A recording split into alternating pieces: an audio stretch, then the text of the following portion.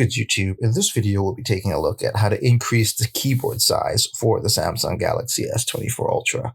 This will work for the S24 Ultra, S24, and the S24 Plus as well. If you like this kind of content or find this kind of content helpful, leave a message down below. Don't forget to subscribe, and thanks for watching. So if you want to increase the keyboard size on the S24 Ultra, thankfully it's pretty easy to do so.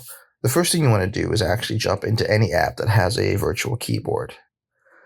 Once you have that virtual keyboard opened up, you want to hit your settings gear at the top right of the keyboard there to jump into your keyboard settings. And once you're in your keyboard settings, you want to scroll down and you want to look for size and transparency. After you hit size and transparency, you'll see there's a menu here where you can increase or decrease the size of your keyboard. And then after you're done, you can hit done there to save your settings. And there you have it, everyone. Just a quick tip on how to increase the size of the keyboard on the Samsung Galaxy S24 Ultra.